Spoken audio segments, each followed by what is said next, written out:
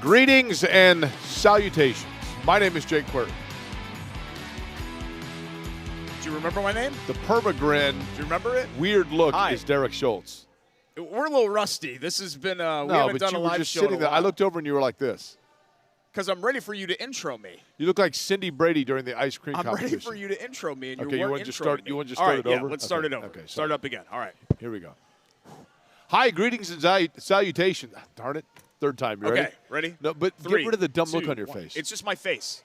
That's just well, how it looks. that goes Ready? without saying Three, then, right? two.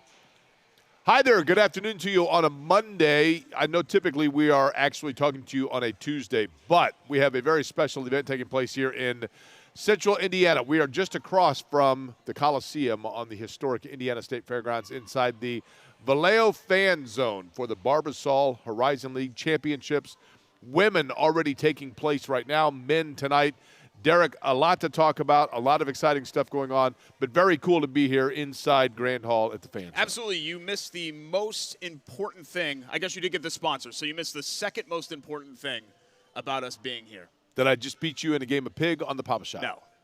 There's no video evidence of that. Are Jordan those wasn't even women's recording. glasses you've got on? Midtown Madness No. Nobody starts right now, right here, Nobody at says the that. Valeo Fan Zone. Derek. The For the Indiana Horizon Farmers League Coliseum Championships. is hosting. In okay, Midtown. March begins here for the Horizon League, right? Yes, in Midtown. Starts in Midtown. No. March starts in Midtown. That is the hashtag. That is the saying. We can check with Sean Sullivan, our buddy, and the deputy commissioner here at the Horizon League. He knows all about it. He knows all about branding. He knows all about marketing. Guy's a Okay. genius. He's also the co-Pacers MC. Sean knows what he's doing. Zero chance that And he he would lives in call this Midtown. Midtown Madness. And he lives in Midtown, off of Ruckle. No, look, we're thrilled to be here. We have a longtime partnership, friendship, companionship with the Horizon League. Correct. We've done stuff with them plenty of times in the past, dating all the way back to the days when right before Butler left. Right. And it's really when you go across, we're directly across the street from the Indiana Farmers Coliseum, and when you go into that building, I think what this tournament does, Jake, and what it provides is a big-time atmosphere for these student athletes. I'm old enough to remember when the Horizon League Championships were decided on the home courts of the schools. Right. Like, I remember Butler playing at Wright State one time for a Horizon League Championship. I know that Wright State, I think, played at Hinkle and some of those other teams that were involved in there. And look, no offense to that. I know a lot of the lesser leagues do this. But the Horizon is one of the prominent mid-major leagues in the country. And they deserve a major atmosphere, and that's what you get at the Indiana Farmers Coliseum. I think, Derek, look, there's a lot here that is very cool. You've heard me talk a number of times about what the Indiana Farmers Coliseum means to me and for the Horizon League to play there. Because I love the fact that it is a historic venue. I love that it has, it's Hoosier through and through. It's part of the state fair, but, the Beatles. I mean, there are a million things about the Coliseum that I love. Now, what I also love is showcasing the city of Indianapolis and being able to show to people what, they're going to see when they come here and visit. And, you got the Hickory bus that people are taking pictures in. So you get somebody that comes here from Northern Kentucky or from Cleveland State or for Oakland that are coming in to see their team play, and they get a chance to see what we probably see and I'm not going to say take advantage of, but it's part of our culture and part of our fabric. And so to be able to show that off for people, to me, is super fun. And this fan zone is going to do that as well because people get to come here, partake in basketball, and do different events, watch you get beaten pig. There's a lot to see that is very cool about it, including kids being able to shoot outdoors, shooting outside just out in front here in the sun. You obviously can get your picture taken with the Indy sign. So a lot going on here. It's very cool. Yeah, it just kind of feels like, the sun's out. It's cool, but it's warmer than it was at least over the weekend, right? I think it's going to creep up maybe to 60 degrees today. And it just, walking up here, it felt like the start of March Madness. Right, I would for agree me. with that. And, this week with the conference tournaments, not only in the Horizon League, but also the Big Ten in Indiana and Purdue and Butler in the Big East tournament and all the local teams going into that, into Selection Sunday in the NCAA tournament. It's just neat that we're here again, and it's one of the most special 2 to 3 week time periods in all Oh, the it's the sports, best. It's on the the absolute entire best. sports calendar. It's the absolute best. And we have a lot to talk about over the course of the next couple of hours. We're going to be here until 6 o'clock, obviously. This fan zone going to be open until 7. Horizon League Championships taking place tomorrow. There's going to be a very, very special recognition of a historic event that took place 80 years ago tomorrow. We will get to that. But, Derek, to get right to things here, there's a lot to talk about in terms of the Indianapolis Colts, and that begins with news today. First, the story coming out that Zaire Franklin agreed to a 3-year, $31 million extension, and then later, the bigger story, Michael Pittman Jr. We can now, quit talking about the speculation of what's going to happen with him. We know that he's locked in. Yeah, and look, I never felt like that was not going to happen. I was supremely confident that the two sides were going to come together and find a way to make this work, and they have. Looking at the details of the deal, 3 years with a maximum of $71.5 million, 46 guaranteed. That puts him at a 23.8 AAV. So AAV-wise, he's 8th. AAV? He's WR8 for AAV. What is AAV? Average annual value. So this contract puts him WR8 in AAV. Behind Deebo Samuel's WR7. Wait. Right now in current AAV. AAV-wise, Pitt is 8th. Okay, let me ask you this. AAV. Why not just say salary? Well, it's not his salary. It's his average annual value. Salary. Well, it's not his salary. I mean, his salary, I guess, would be $71.5 million because it's over the course of the contract. But so it's AAV. What's his AAV? It's split up into per year. So he'll make about 23.8 AAV. Which is his salary, his annual salary. Yeah, annual salary. That's right. Good job, Jake. AAV. Yeah, so like AAV. salary. Just say what do you want it to be? Average salary? You want it to be ASS? I mean, like you have to adjust it based on be AS. how it would be. Yeah, no, it's stupid. That sounds terrible. Acronyms have to have three letters. AAV. It's not that big of a deal. Acronyms don't have to have 3. 99 catches. What about ARP? That's 4. 1,000, at least 3 letters. Sorry if you misheard me. 99 catches, 1,053 yards per season for the last 3 seasons. A weight off everybody's shoulders. Look, I was going through Twitter and I'm getting mentions that Pitt is not Tyreek Hill and Pitt's not Jamar Chase. Look, I know he's not, and that's okay. That's fine. He's so valuable to what the Colts do. Correct. And I'm just, Jake, I don't know about you. We did this for years with T.Y. Hilton. I'm just so tired of diving into that argument. Is he a 1? Is he a 2? Who cares? He's productive. He's reliable. He's healthy. And you have nothing else at that spot right now. You're the number obsessed guy. Is he a WR1, WR2? Nobody says that stuff. Is he? There are 2 kinds of receivers. And this is what gets interesting for Indianapolis now. Michael Pittman Jr. is a wonderful player, and he probably has more value to Indianapolis than he does to other franchises, especially considering that you are trying to get Anthony Richardson acclimated to playing in the NFL, right? Mm-hmm. Still, even though he's obviously had some reps, but you haven't handed the keys totally over to Anthony Richardson just yet in terms of a full season. And there are 2 kinds of receivers, actually 3. You have your over-the-middle possession. I know for a fact, like the play's breaking down, where's my big target? He's going to go up and get it level receiver. That's Michael Pittman. Now, I do think that Michael Pittman, Derek, has shown an ability to get yards after catch more so than probably he's given credit, right? But he is still that big target over the middle guy. Then you have your slot guy that is flying across the middle and you hit him and then he can turn left and get you an extra 18 yards. That's Josh Downs. What the Colts need now is a second guy to counterpunch what Michael Pittman Jr. does. Now, that may be Alec Pierce, and we're going to find that out because he's going to have plenty of opportunity to show this year whether he's in or out on that. But he has not yet shown consistency. But Alec Pierce, I think you've made the point before, he's a deep ball guy because of his ability to get behind the defense. Gardner Minshew was not a deep ball thrower to him, right? Sparing one play in Tennessee that was pretty big.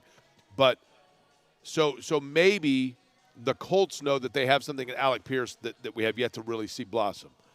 The point long-winded that I'm making is you have a a wide receiver like a T. Higgins who is asking for a trade out of Cincinnati.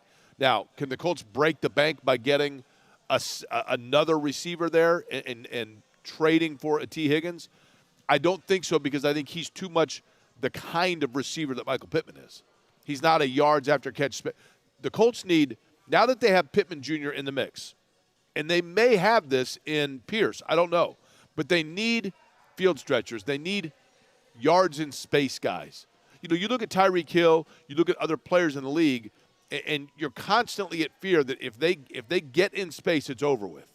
You don't have that. I don't think you have that fear with Michael Pittman. No, you need weapons. But I think he's a great player. But just because he is not Tyreek Hill and never will be doesn't mean that he's not an extremely valuable and totally useful agree with player. that. Like, you know, the Colts are not a finished product. They've got a lot of holes still to fill, and they've got to add weapons on that side of the ball. But you have the money to spend. I mean, God, we talk about the cap space all the time. How much cap space do the Colts have? Well, the Colts have the most cap space. Colts have the second most cap space, third most cap space, whatever. You have the money, spend it. And I can assure you that there's not going to be a better free agent player that they could get than what Pittman does, especially considering that he knows the offense, right? He knows the coaching staff, and you know what you're going to get with him. So I thought this deal was really a no-brainer, and now the Colts can move on to something else. By the way, I don't think Pierce is going to be the number 2.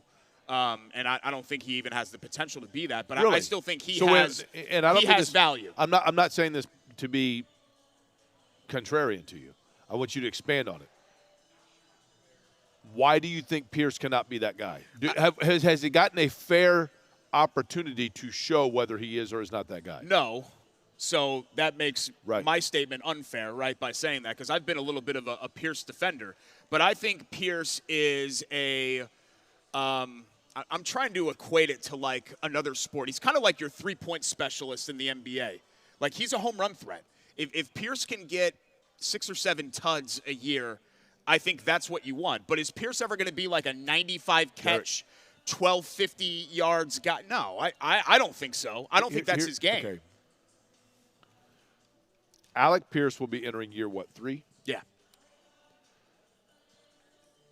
You have to give him that third year because he hasn't been given the tools around him. There are still opportunities for that to stick, unlike tuds. You've been trying that for 6 years now. People know what I'm saying. It's just a slang term. It's a really popular term. It's not. It sounds Pierce ridiculous. You have some catches like Josh Downs is like a third down, right, safety blanket type of possession receiver. I'd agree with that. Pierce, you're throwing tud bombs for Pierce. It's tud bombs. That is what he brings to the table for them. So if you can get 6, 7 tud bombs a year from Pierce, that's a big threat. He's a game breaker as far as that is concerned. But he can't do it. I don't think he can do it like on a consistent basis, like a Tyreek Hill type player. I'd agree with that. Or even to like a second level wide receiver difference type between player. Here's the thing about Pierce that we don't know. Tyreek Hill. Now, maybe this guy exists for the Colts and Jonathan Taylor.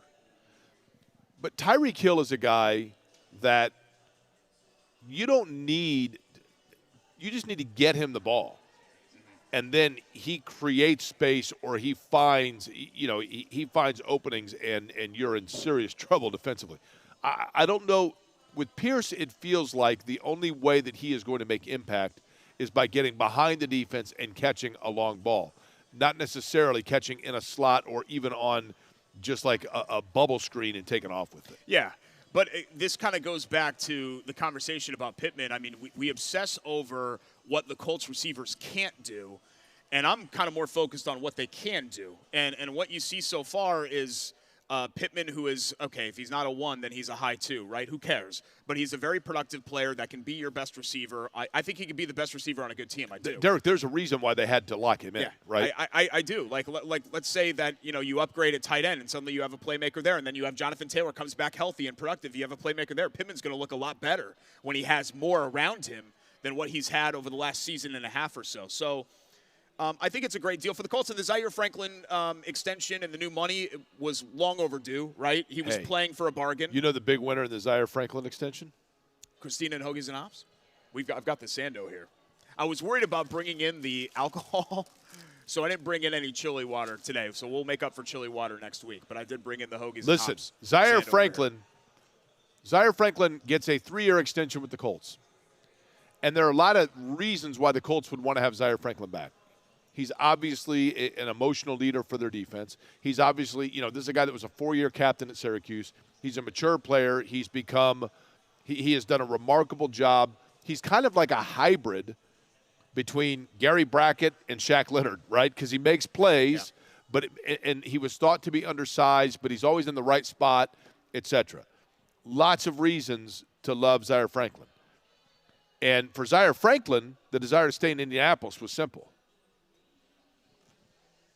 Right? Yeah. Christina's just lucky she didn't do a deal with Matt Ryan because he's also from Philadelphia. That probably wouldn't have worked. But Zaire Franklin is a huge fan. He gets mustard on. So he gets the cheesesteak. By the way, National Cheesesteak Day on March 24th. So right around the corner for National Cheesesteak Sando Day. I think he gets it wit and whiz and then ketchup and mustard. Correct. Is what he likes on the Zaire. And Christina actually put it on the menu, so you can get the Zaire. Which is pretty cool, right? Let's talk a little bit more before we get to our sandwich. 3-year, $31 million for Zaire. Do you know what he was being paid? Do you know what his salary was? It was like, his salary, because I can't say AAV on the show because I'm a big dork. Do you know what his salary was? Last year, you know what he made? $875. No, well, he made more. He wasn't on his rookie deal anymore. Okay. They gave him a low-level extension off of his rookie deal 2 years ago. 2.5? 2.8. 2.8 AAV for Zaire with what he did last year. I mean, that's crazy. He led the league in tackles, right? Yeah, I mean, he easily gave you an 8-figure AAV with what he was able to do last year. So you go from 312 to 331. That's a nice little chunk of change. That's a nice little raise for, I would say, for Franklin. Yes. And you keep these guys happy, right? The Colts, here's the funny thing about free agency and about Chris Ballard. The Colts have an MO. They have a way that they operate. They pretty much tell you the way that they operate. They do. And we speculate all the time about, well, they're going to be big spenders in free. No, they're not. Yeah, they're not. And they tell you what the priority is. The priority is take care of what's in-house first. Yeah, they'll spend on that. See what's out there, right? Yeah, they'll spend on that. They're not going to throw tons of money out there like what, like the Eagles or teams like that are doing so far on the first day of free agency. So the other thing that they do is they and I know Jonathan Taylor is the notable exception to this rule, they take care of these guys before they're in their contract year for the most part. Like Shaq Leonard, Quentin Nelson, Kenny Moore the first time around, they all got deals before they entered their the year of their existing contract. The time period, because Michael Pittman Jr. had been franchise tagged, right? And to clarify this, and I know it sounds kind of elementary to clarify it, but I do think there are people that, myself also, I actually had to look it up to make sure. The franchise tag just goes away once you extended him, and you cannot franchise tag somebody else for this year. So, in other words, Michael Pittman Jr. is not playing a year under the tag and then 3 years on top of that. The franchise tag goes away, 3 years, whatever. And the tag was $2 million less than what this deal was. I think it was 21.8, and his AAV ended up being 23.8. Correct. Yeah. Okay. So, at any rate, when the franchise tag is placed on a player, then there opens up an area called legal tampering. Now, that seems like an oxymoron to me. Legal tampering started at noon today, and the actual free agent period, I think, starts at 4 p.m. But what's the definition of tampering? You want me to look it up? Yes. I'd like for you to look up the definition of tampering, because I believe that I have found a fallacy in Messing NFL with something term. Before you should is what I would say is the definition of tampering. Okay. But interfere with something in order to cause damage or make unauthorized alterations. Okay, unauthorized alterations is more right. Okay, unauthorized. Yeah. Unauthorized means it's not what? Allowed. Legal, yeah, right? Legal. So how can you have legal unauthorization? They were doing this because the NFL free agency period, you remember when Grigson was wheeling and dealing and spending like that? Wheeling and dealing. He's back in the Brinks truck. All those reports from Rappaport, Schefter, all those guys, they were breaking 3 days before the free agents period started. So the NFL knew that made them look ridiculous, so they said, fine, guys, let's do legal tampering. But, of course, teams are going to tamper before the deadline all the time. When Griggs was wheeling and dealing, do you remember what players they ended up with? That specific class where he went crazy? Yeah. I think I do. Goster Charles. That's one. Eric Walden. Yep. LaRon Landry. Yep. I can think of one you're missing. Ahmad Bradshaw? Was he part of that group? I don't know if he was part of that group. Greg Toller. There was that linebacker that never played. Oh, Donald Thomas, the offensive lineman that kept tearing his pecs. Remember? I'm always worried about that because I feel like I'm reaching like maximum capacity for my pecs. Like I don't think they can get any bigger before they're just exploding. Donald Thomas was on that list. You're missing a big one. Guy with 3 names. I don't think Darius Hayward-Bay was in that class. Correct. That first guy class. with 3 names. Okay, hit me with it because I'm going to be mad. Oh, Ricky Jean-Francois. Correct. Yes. Okay. Yes. Okay. Somebody Sorry, I think I leaned out of the shot there. Sorry. Somebody tell you that in your ear? No. I know. I just know. Sorry, I was thinking about my chest. Ricky Jean-Francois was in that class. I mean, there's a lot we can mock about that. I thought Guy Cercheros actually played well until he. Eric Walden was a pretty good player, he was the one that got mocked the most. LaRon Landry, not great. He was a disaster. Yeah, that guy was a disaster. And Greg Toller, God love him. Greg Toller tried his best. He was a nice guy. I used to enjoy his locker room sessions and all that, but man, he would get roasted. Yeah. Remember? There were a lot of guys. Look, and I think that's what Chris Ballard has been open about with free agency is eventually you find out why guys are available, right? Yeah. And oftentimes, and that leads to another guy, Derek, Russell Wilson. When Seattle got rid of Russell Wilson, people were like, what is going on here? Well, Seattle knew him best, right? And knew that probably he was done. You saw that what happened in Denver and now in Pittsburgh is that Pittsburgh, you could make the argument, is kind of in the same category as the Colts. Yeah. Here's a franchise that is trying to push itself into postseason contention that's been right on the outside of it. Does all of a sudden the acquisition of Russell Wilson put Pittsburgh into a category that Indianapolis wants to get to? Or are they holding serve? Yeah, because Russell Wilson's cooked. You think so? Yeah. Pittsburgh has nothing to lose, though, by hoping that he's not because they gave up Denver's paying all of it, 0 right? draft picks, right? And it's a 1.2 AAV vet minimum deal for Russell Wilson. So who cares? Where did you honestly, and Kenny Pickett stinks. I'm not trying to belabor he's like you, by the way, Kenny Pickett. What do you mean? Little hands. I do have small hands. Yeah. But Kenny Pickett and I have a similar build. Okay. Where did you first hear this AAV thing? It's been around forever, Jake. You're just, it's actually amazing that you have a daily radio show with how little you know about like the current jargon. I don't know how you host a show for 3 hours every day and not know this stuff. JD is how old? 21, 25. Okay. JD, oh yeah, he's obviously graduating. Tell me the first time you ever heard the term AAV. Today. Okay. Well, JD is great. We really like having JD as part of the team and all of that, but the people that are like really hip and cool and into it know what AAV is. Not that JD is like that in other areas. Just not with the as jargon. people come through here for the Horizon League championship basketball games, semifinals today, finals tomorrow, as they come through here, I'm going to ask them if they know what AAV is. But this is the thing. You pressure people into doing what you want them to do and saying what you want them to say. That's not true at all. Yes, that is 150% true. Okay, listen. I don't do that at all. People voluntarily. Yesterday. I see through your stuff, so I don't do that. Yesterday, I'm in the Tampa airport, coming back from the St. Pete race for IndyCar. Got a little son, by the way. I'm in the Tampa airport. Guy comes up to me, says, Jake, listen to you. My name's Josh. Josh, nice to meet you. We exchange pleasantries. We board the plane. Layover in Atlanta. We're walking. We get off the plane at roughly the same time. We're walking to our gate, and he says, yeah, my daughter goes to Washington Township Schools, where I went. I said, oh, where do you live? He tells me where he lives. Midtown. And I said, no. And I said, oh, you don't live far from me. And he goes, yeah. And so then he tells me a funny story about how his wife had to fly home earlier. And I said, well, how are you getting home then if your wife took the car from the airport? And he said, well, she's going to have to come back and get me. And I said, look, we're not even landing until 12:30. I'll just give you a ride. And he goes, okay, great. We had a great time. We had a great chat, whatever else. People like me.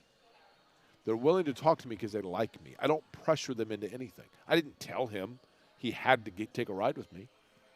One of these times you're going to do that, and then I'm going to get a Facebook message from your mom that Jake was found in a desolate wooded area somewhere. No. And, yeah, they need you to come identify him. Wait a minute. If my mom knew that, why would she send you to go identify me? Well, because your mom famously sent me the Facebook message that you almost died, and I thought it was a virus because I'm like, why would I get a Facebook message from Jake's mom? And, of course, it turned out to be true. Yeah, but she would, if she had to identify me, she'd do it herself. Yeah, she would send you. You're probably right. Or they'd bring Shannon down or somebody like that. Next of kin, so common law life partner, Right. Shannon Walsh would come Right. down. That's a lovely people topic, like you, by the way. People trust you, and that's the problem with you asking them anything. They want to please you. Right. So they're going to say what you want them to say. So you're poisoning the well, if you will. Okay. Let's get to our Hoagies and Hops. Let's do that because I'm. Hoagie and Hero of the Week. Look at this. Just like I do with my lunches sometimes, I wrap them up. Well, thank you. Nice for you. This is the Hog Island, which is fantastic. So once I unwrap it, I'll actually show What's you on the Hog Island? what everything is in here. Hold on. So we got the ham. We got the outstanding gabagool. We got the Gaba- prosciutto, the prove, LT, and oil right there What's on gabagool? this beautiful Hog Island. Derek, what's gabagool? Gabagool. But what is it? Capicola. Huh? It's an Italian cured meat. Okay. Really good. Actually, probably a good idea to move your mic out of the way when you're. That was good. I'm going to do that too. 42nd and Boulevard for our friends at Hoagies and Hops. National Cheesesteak Day coming up March 24th. So 2 weeks from yesterday. So a week from Sunday for National Cheesesteak Day. 15% of the food and chili water taproom beer sales will be donated to the MLK Center at 40th and Illinois. So thanks to our friends at Hoagies and Hops for that and providing the delicious Derek, Sandos for us. we just every had an single week. onslaught of Northern Kentucky fans. How many of them do you think know what AAV is? Probably all of them. It's really big, actually, in the southern United States where Kentucky is located. It's Northern Kentucky. Our hero Just so you of the know. week. It's the northern part of a southern state. How about Jalen Blackman? Yeah, how about that, man? Jalen Blackman, former Marion star, so Indiana high school player, dropped 43 points in the Atlantic Sun championship game to knock off Austin Peay. They needed all 43 of them, too, in a 94-91 win. You'll like this, Jake. First ever NCAA tournament appearance for Stetson, so they're off the list. Do you know how many teams have never made the NCAA tournament? There are. Do you know them all? Do you know all of them? Well, I don't know all of them. There are 35 teams who have missed every tournament, but there are some teams that have transitioned recently into Division I. First off, you know Nate Miller, right? Yeah. Played at Stetson. Yeah, Stetson guy. Okay. Maine? Are they eligible, though? I don't think Maine's eligible. They right? are now, I think. Bellarmine and some of those other schools are not yet that are transitioning. You mean Bellarmine. Yeah, Bellarmine. That's what I said. It's the Bellarmine. Okay, maybe Bellarmine. because you're mean to me. Let's say it that way. In Louisville, Okay. Bellarmine. there are four, or excuse me, Stetson was one of the four that have missed every NCAA tournament. There are three others that have missed every NCAA tournament. Okay, you know this? Because Northwestern's not on that list anymore. Right. Chris Collins did a heck of a job there. Teams that have missed every tournament since the beginning of that time, has been right? eligible every single year. Give me the conference. The Colonial? I don't even know if that's right. First letter. W and M. They've never been. William and Mary has never been You know, Mary not carrying her weight. to the NCAA tournament. Okay, next. Kevin Bowen and Greg Rakestraw went to see this team beat Notre Dame by The 30. Citadel. Yes. Citadel has never been. Okay. And Bob Knight coached here before coaching Indiana and actually turned down an NCAA tournament invite. He's never been. Army's never been to Army the has tournament. never been in the NCAA tournament, according to this thing that I looked up, I don't know, last night at 10 p.m. Has Air Force been in? Apparently. I mean, Navy obviously has. Yeah, apparently. Yeah, Navy went to the – did they go to the Sweet 16 with Dave Navy, Robinson? the year that Indiana got beat by Cleveland State, Yeah. Navy was in that grouping, and I think Navy might have been the one. It was either Navy or Syracuse that ended up eliminating Cleveland State. Were they a 7 seed? It might have been an 8. Okay. Indiana or Cleveland State or Navy? No, Navy. David Robinson's Navy team. That might have been right. Because Rake said they went to the Elite Eight, and I was like, oh, wow. I remember they there won was, multiple there was games. all kinds of chaos there because gotcha. Of Cleveland State. The region kind of blew up there. So no brew this week from our friends at Chili Water, but go in and enjoy all their delicious brews. We had the Dark Side of the Munich last week. They've got their Solar Eclipse event coming up as well. Hoagiesandhops.com for catering, 42nd and Boulevard for Hoagies and Hops and the Chili Water tap room. We come back, special edition of Query Schultz here on the ISC Sports Network. It is cool. Back into the hoops A conversation. bunch of fans just walked in. Indiana State, are they worthy of a bid? Are they not? Hoosiers are suddenly hot. What a weird season for them. Weird. And is Zach Edey the greatest Boilermaker of all time? Valeo Fan Zone, it's free to get in here. So even if you don't have game tickets, come hang with us. We're here until 6 o'clock on the ISC Sports Network. It's Query and Schultz. Don't go anywhere.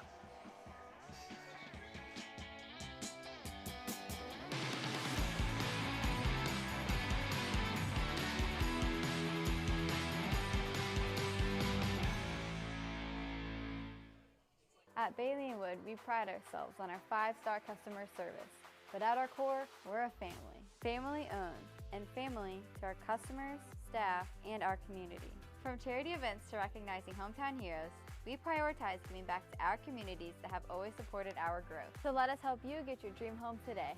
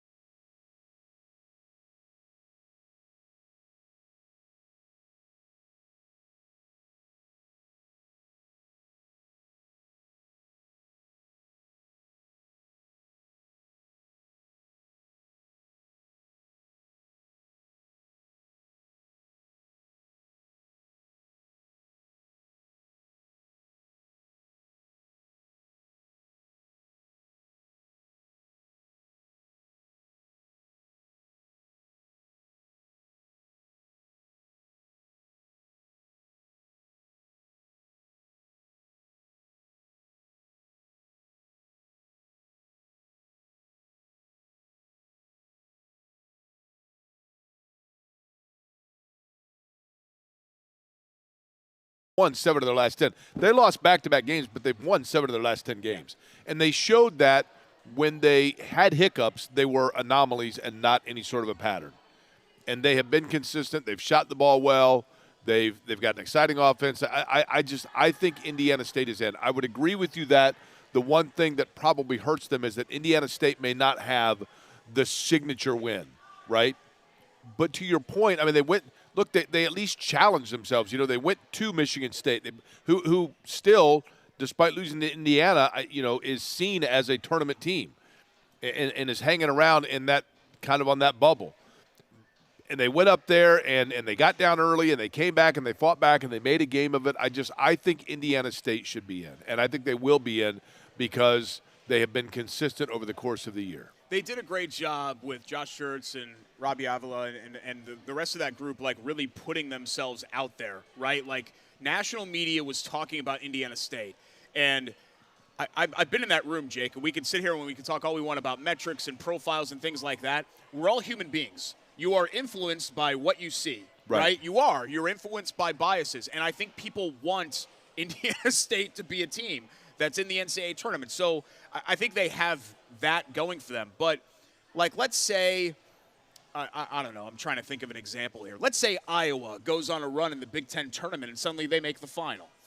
Or let's say one of these Big East teams that's on the cut line, Villanova. Derek. Yeah, sure, IU. I mean, Villanova and Indiana State, I think, are arm wrestling here, to be honest with you. Indiana's metrics are so bad that they have to make the final just to have a conversation, I think. That's fair. About their at-large status. But, there's going to be some chaos here. There's going to be some bid stealers. There's going to be some stuff that goes wrong. Teams play their way in and all of that. And I think that's why Indiana State's margin is like this. I mean, if they're in right now, they are the last or second to last team in.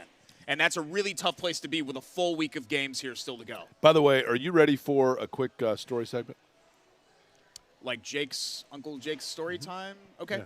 Does it involve Indiana State? Is it about when we went to the Butler-Indiana State game that Indiana State won and our sales guy ran on the court even though he was 55 years old with a bunch of 20-year-old kids?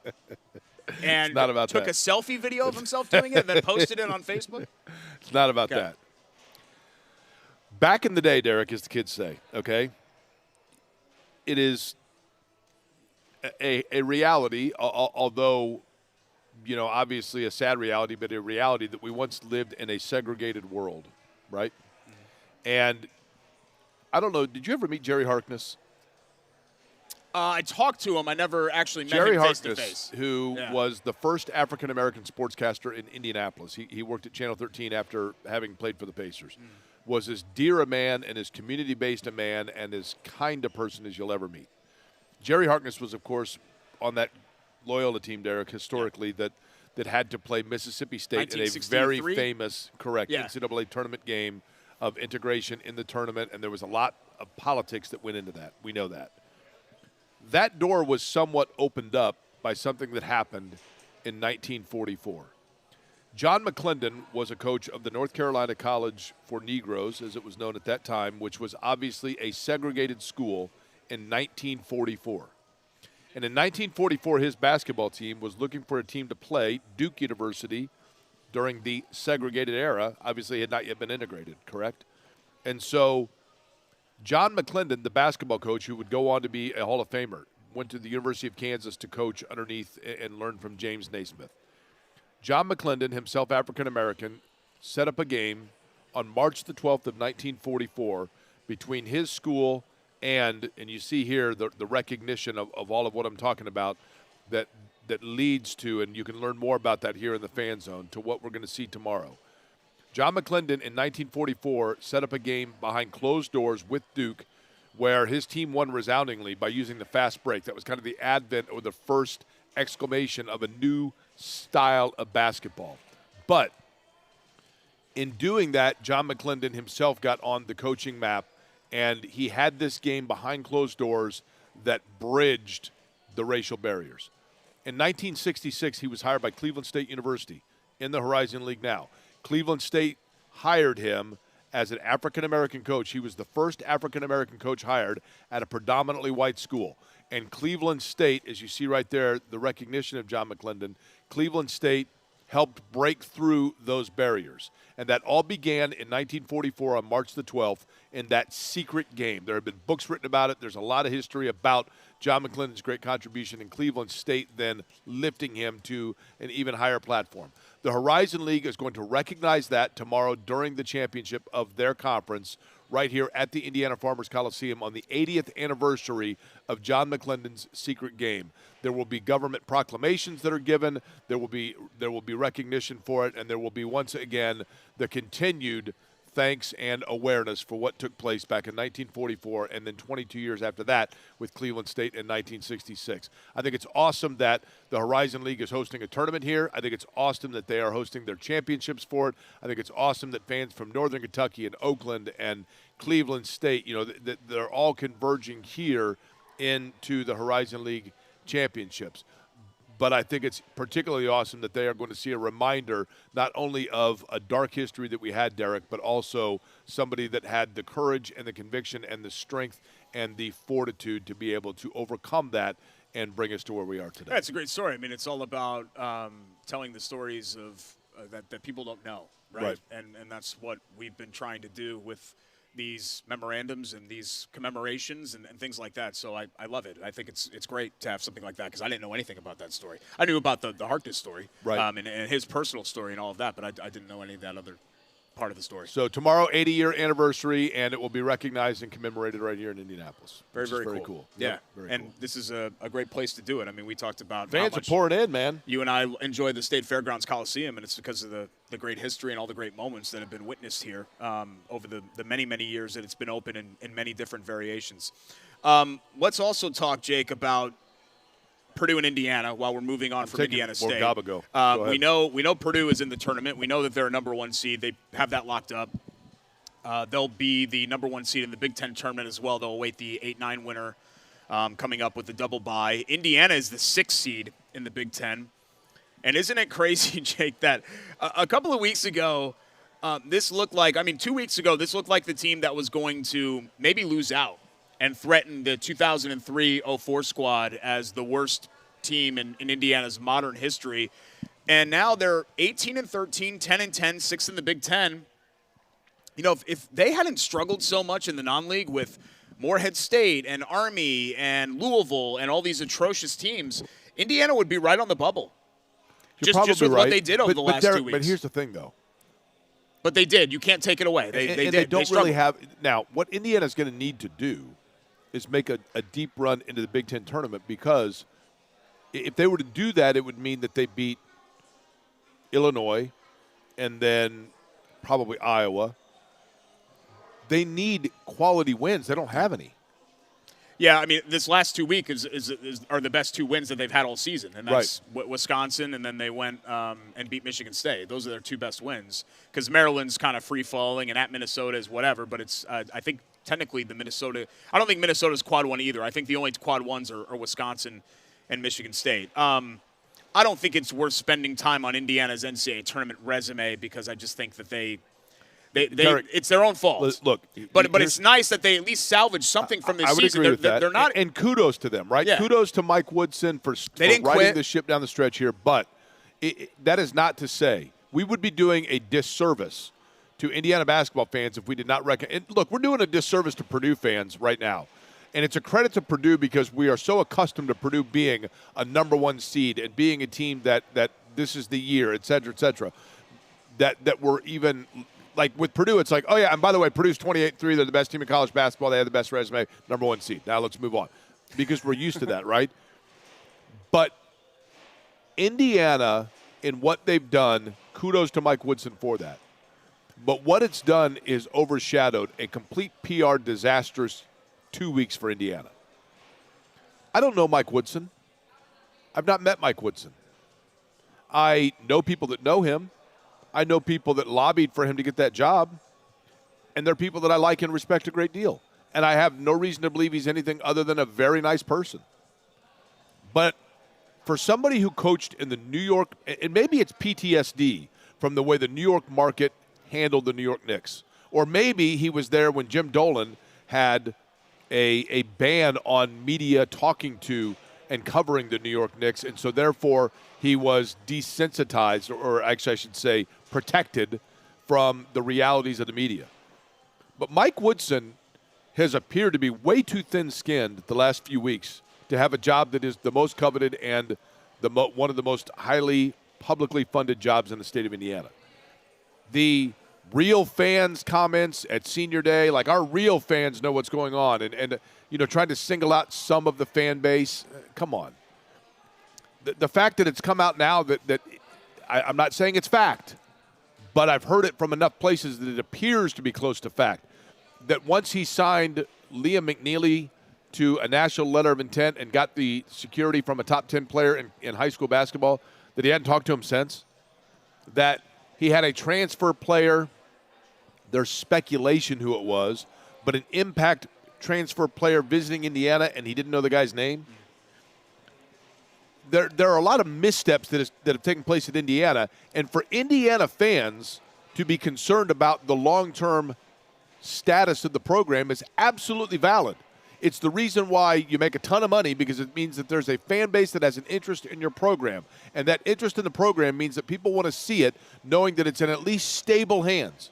And when you have 0 incoming new players next year, and you have Khalil Ware, who's probably going pro, Mackenzie Mbako at this point may go pro, and probably 1 or 2 players that are going to transfer, attrition over here, a lot of numbers, incoming players right here, 0 numbers. Now, the transfer portal will help that, but the transfer portal is like free agency. There's a reason why these guys are eligible. So I don't think it's necessarily a personal attack on Mike Woodson to say that there is real concern about the future of the program from the fan base. And in order for him to best focus on overcoming that, he needs to not take it personally. Yeah, but look, here's the thing. Indiana fans are allowed to be upset about the trajectory of the program because it looks like it's going down. Right? Having him fired in year 3 is like unhinged behavior. I agree with that as well, Derek. They had a great year last year. But saying things like the real fans, and look, to a great extent, he is alienating himself from a lot of the people that he needs in his corner. I don't think he's doing himself any favors, but, you and I have both been around this fan base a long time. And they're totally delusional, of course. The toxic few at the top don't represent the majority of the fan base. And that's true for any fan base. But there is that toxic few at the top, and I think that's who he's addressing. Listen, you want to know who I think – toxic is the wrong word. You know who I think hurts Indiana and their recruiting? And I don't know these guys. One of them I talked to on the phone seemed like a really nice guy. But when you had Indiana was ahead of everybody on this NIL thing, right? Indiana had vision and was way ahead of everybody on coming up with the hopper and the money appropriation for NIL. And Fred Glass did a nice job of making that within the department itself.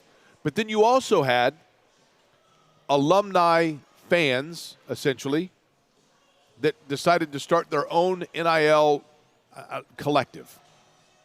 And that was done by putting on these like fantasy camps and letting 50-year-old guys come down and wear the candy-striped sweatsuits and go out and shoot three-pointers. And I don't know how it works at Kansas. I don't know how it works at UCLA or Kentucky or North Carolina. But I assume this.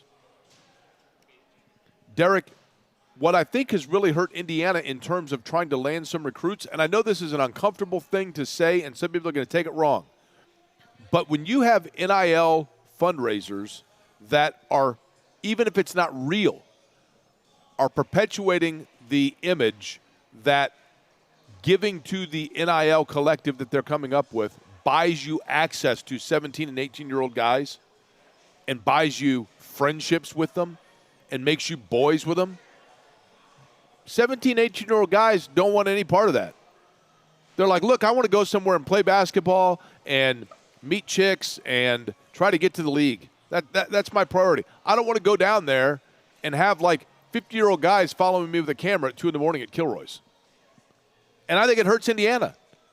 Yeah, look, and those are the guys that Mike Woodson selected as a mouthpiece to throw fans under the bus. It's not my cup of tea. But, yeah, I mean, you do have – I saw some stuff about Mike Woodson that I thought was fair, and then I saw some stuff – and this is just IU fans in general. I saw some stuff that I thought was ridiculous I get that. and way over the top. But Derek, that's true of any fan base. I mean, to single that out. But that's what I'm saying here, Jake. So now to like go out and say, well, and Mike Woodson said this and Mike Woodson said that. Look, Mike Woodson probably didn't do himself any favors, but I think he's directing those comments at a certain small subset of people, and everybody is taking offense. And I'm like, don't take offense unless you were one of those people. And if you're one of those people, then yeah, you should listen to what he's saying. Because I think in a way that he's right. I mean, I hope I hope Woodson is there for 10 years. This is a really interesting week for them to see if they can win a game or two. I think they're going to play well. I don't think they're going to make the NCAA tournament. Look, I think it would still take Sunday to even have that conversation. But I think it, at the very least, will be an interesting week for them because I think on paper you can live with some of this season. Is 18-13 and 10-10 the standard at Indiana? No. But was something around there realistic, having lost Jalen Hood-Schifino and Trace Jackson-Davis, and with the injuries that they've had this year to keep playing? Yes. Right. I think that was somewhat realistic. And so I think they played themselves away from being an embarrassing season this year. And this is more of a run-of-the-mill 21st century. I said it on Twitter last night. This is more of a run-of-the-mill 21st century Indiana season. This was kind of like an Archie season. Is what you had. It's got to be better than that, but it's not like the sky is falling, fire everybody, I agree with you on this point. Archie Miller got 4 years, and thus, without question, Mike Woodson deserves at least 4. It would have been a horrible look. Correct. And he had more success than Archie. Correct. In both of his first 2 years. Indiana had one of their 5 best seasons this century last year. And was it, sure, you had a generational player and Trace Jackson-Davis and all. I get it. But they had one of the 5 best seasons that they've had this century under Mike Woodson. I think to fire him or want to fire him halfway through the next season is just fans are starting to pick up in here, Derek. They must have gotten word of the fact that they have a chance to come beat you in Pig. Well, this is my hood. I live in Midtown, so these are my people. Even though I'm pretty sure those people are from Cleveland. That are the ones that I live 5 minutes from here. That are back in there. Yeah, but I'm more of a man of the people type representative here. More the man of the people type. By the way, some not-so-breaking news because this has happened in the last 15 minutes. Colts have re-signed Grover Stewart. 3-year, $39 million deal. Also, say goodbye to Gardner Minshew. You want to guess who he signed with? I just took a bite of my sandwich. Okay, sorry. We'll do this the fun way. Oh, God. See, you always string these out and they become a 15-minute thing instead of a 5-second thing. If I moved to this city, would you be impressed? I'm pretty sure you would not move here. I feel like you don't like this place. I don't know if that's true or not, or I'm mixing you up with somebody else. Would I need a winter coat? No, absolutely not. I feel like you don't like this place, and maybe you do. I know you have one, and everyone, unfortunately, has one truly horrible memory in this place. Well, everyone that is a fan of what you do has a terrible, tragic memory of this place. He is going to the Las Vegas Raiders. So he's going to have a chance to compete probably. In all actuality, I think now, because Vegas has spread so much beyond just the Strip, I think it'd actually be a pretty decent place to live. You don't like Vegas, though, right? You know what? I didn't. It's a great question. I always was kind of like, you can keep Vegas. Yeah.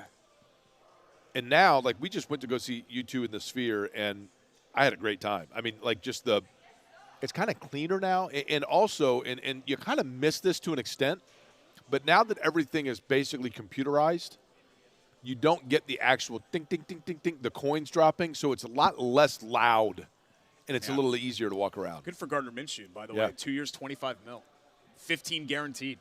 That's a nice chunk of change and a chance to start. So he gets everything that he wants. He gets paid, and he gets a chance to be QB1, and that's a good 12.5 is a good AAV. Good, really good, really strong AAV for him. We come back on the show, more hoops conversation and no more acronyms. More NFL free agency. We'll also go around and look at what some of the other teams did. And Jim Irsay spoke for the first time in a long time, and Jake and I will react to that. We're live in the Valeo Fan Zone. It's the Barbasol Horizon League Men's and Women's Basketball Championships. We'll talk more about that as well as this live edition of Query Schultz continues here on the ISC Sports Network.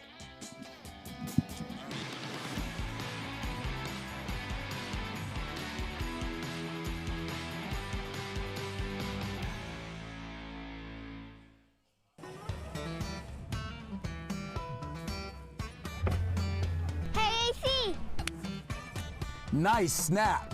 Mortgage is a snap. Duh. Bailey & Wood, a lending hand for Wish TV Sports.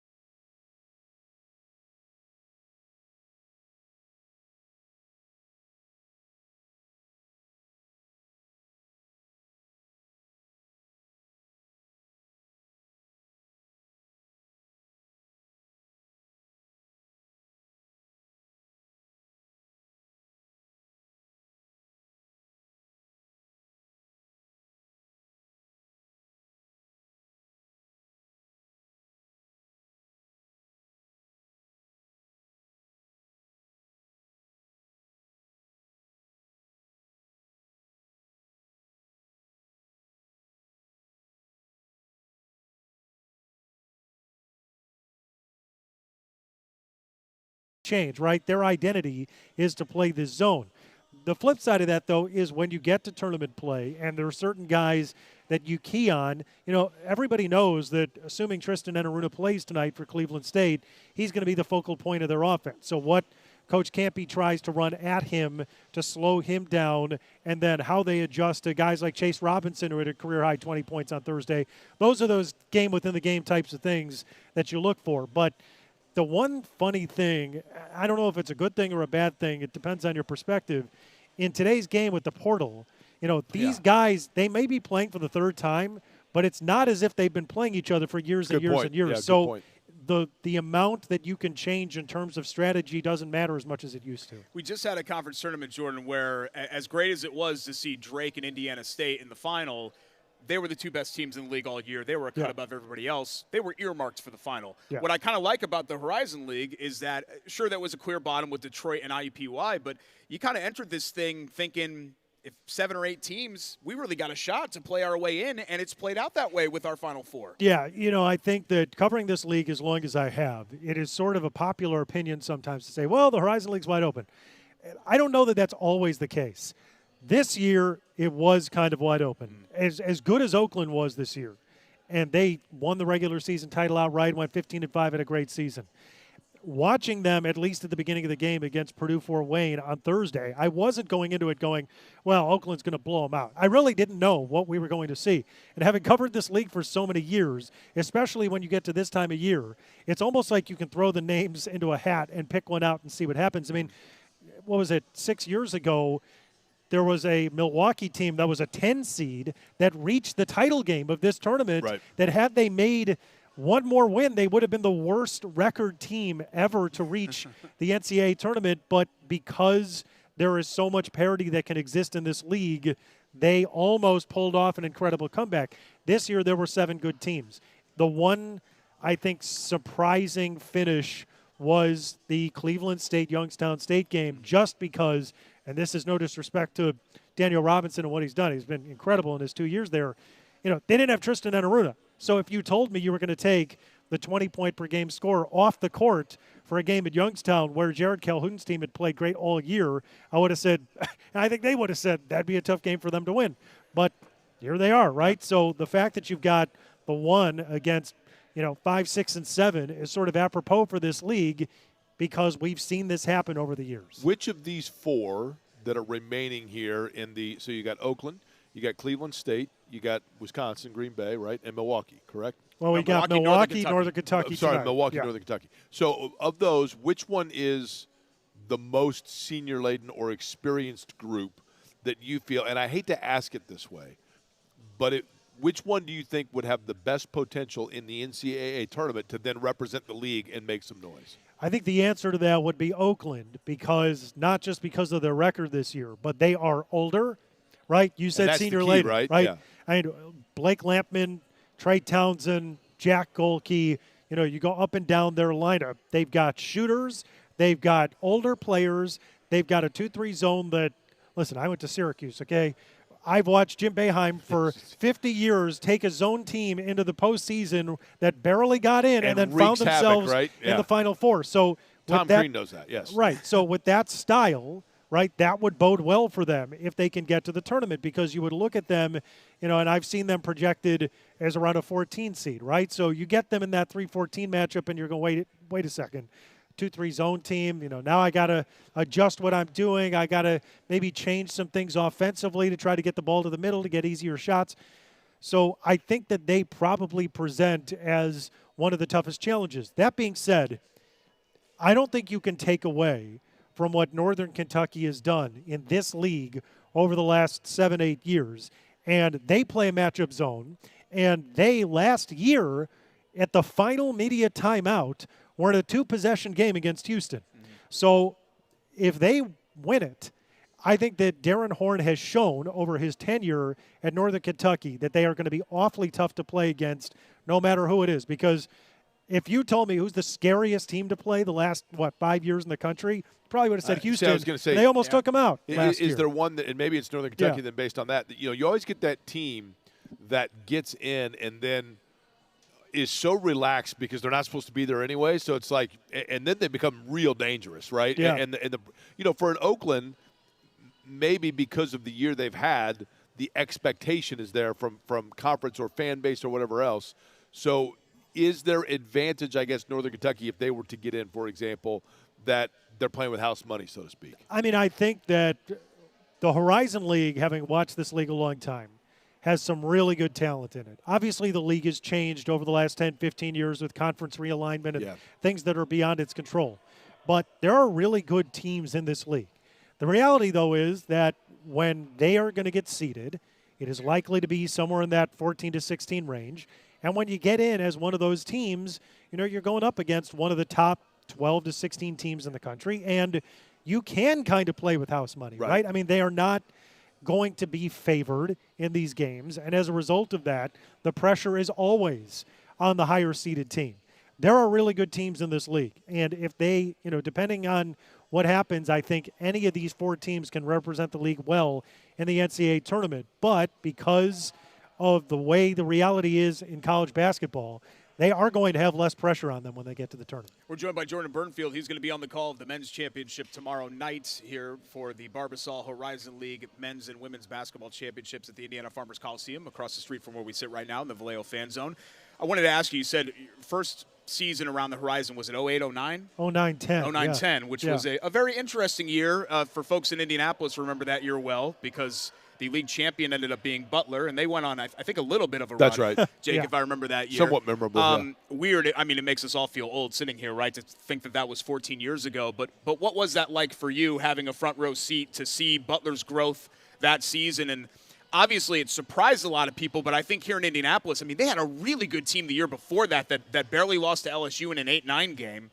And then they came back the next year, and there started to be some whispers about, hey, this Hayward kid might have some NBA potential, and hey, this Shelvin Mack kid is actually pretty good. I think the people around the program, not that they were going to lose by 2 points to Duke in a national championship game, of course, but that there was potential there for them to really make a serious run. Well, what I will tell you is there's a story that sticks out to me from that year because I was fresh out of school. I'm so excited to be covering Horizon League basketball, and at that time, obviously, you had Butler playing deep into the tournament and going to back-to-back national title games. And so these guys were like, celebrities, basically, right? And so, I was covering the UIC men's basketball team at the time.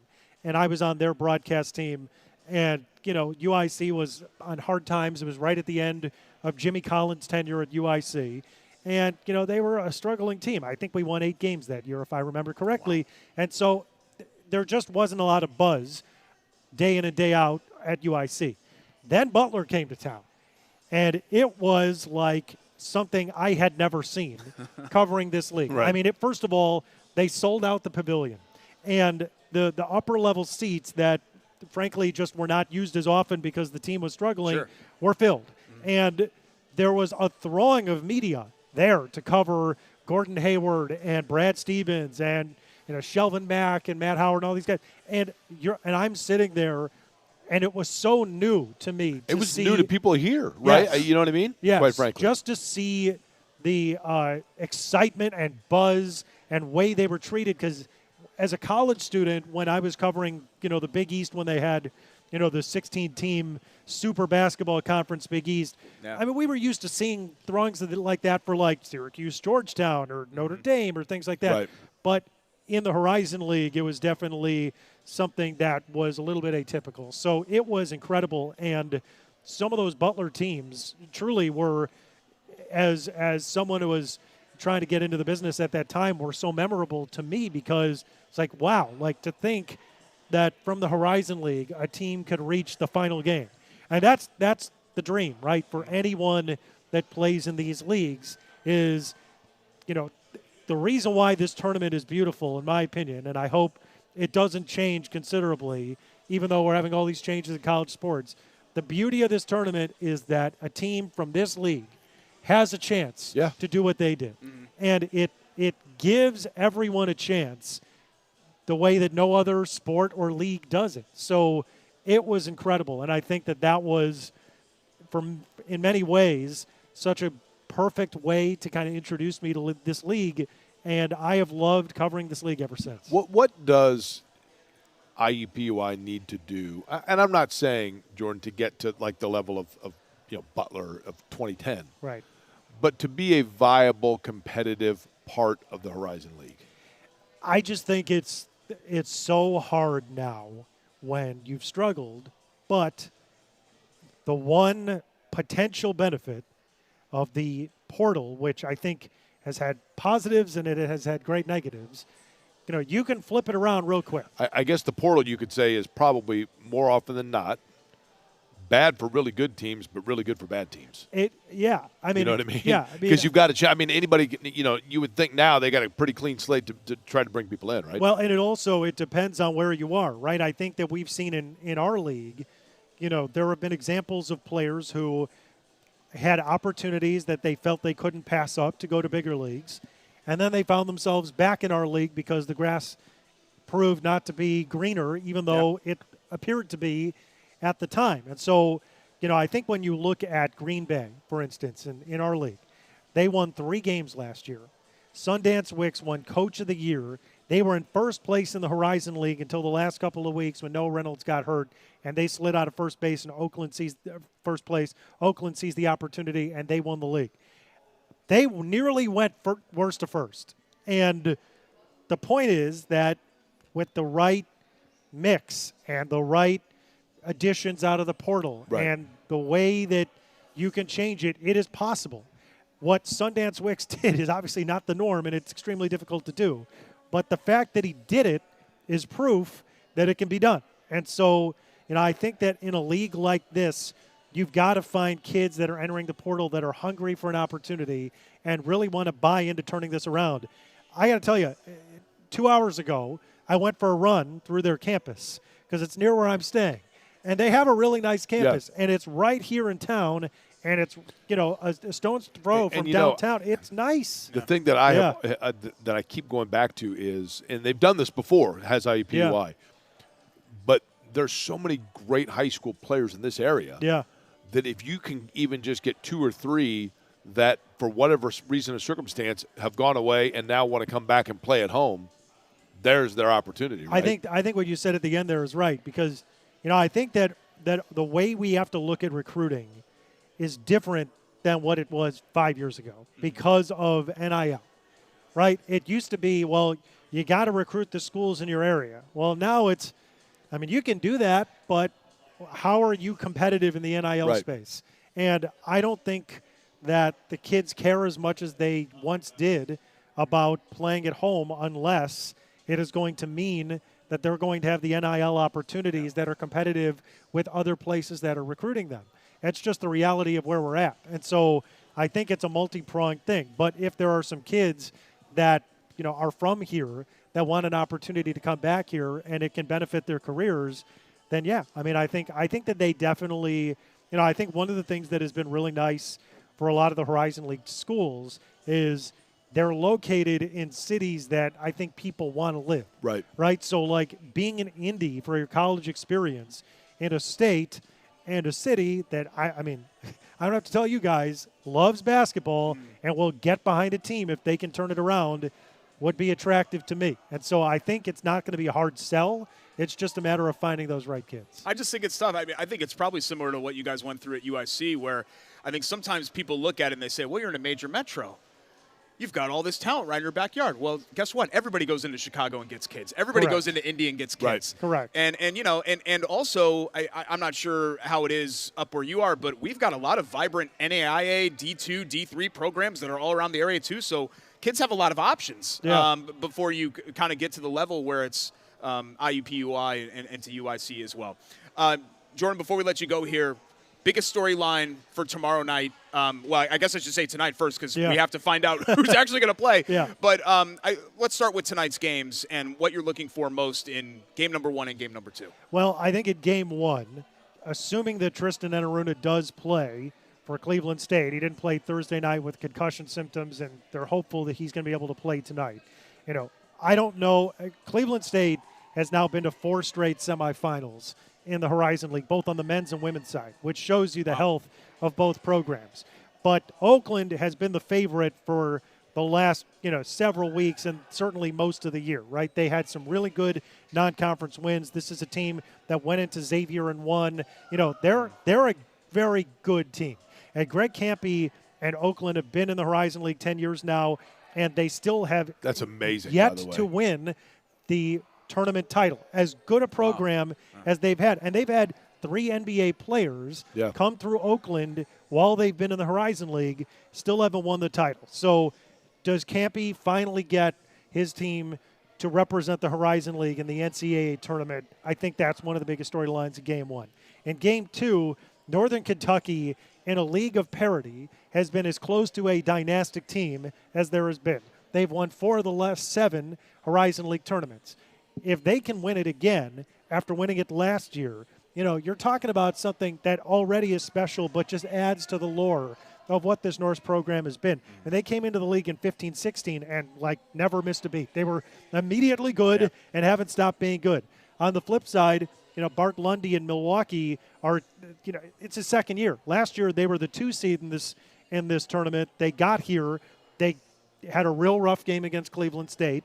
They're back. And if he could somehow get them to tomorrow and get them to the NCAA tournament in year 2, you're taking a Milwaukee program that has had a lot of proud years in the Horizon League back to the top. That would be quite the story, too. So what I think is nice about this, and it's not just because we're going to be doing these games, is legitimately you have 4 very interesting teams on their own in this semifinal, and so it's going to set up for a great game. It's going to be a good story regardless who comes out, right? Yes, absolutely. Looking forward to it. Have a great call tonight and tomorrow. Thank you. And thanks so much for coming over here to the Valeo Fan Zone to hang out with us. My pleasure. It's Jordan Burkfield. You'll see him tonight and tomorrow on the Barbasol Horizon League Men's Tournament Championships. And when Jake and I come back, more into NFL free agency and plenty more college hoops to get to. Also, Julie Roe Lach, the Horizon League commissioner, going to join us coming up here later on the ISC Sports Network.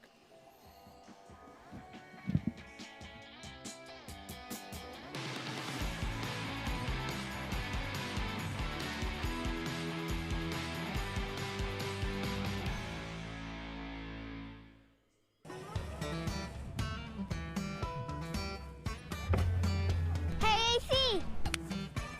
Nice snap. Mortgage is a snap! Duh! Bailey and Wood, a lending hand for Wish TV Sports.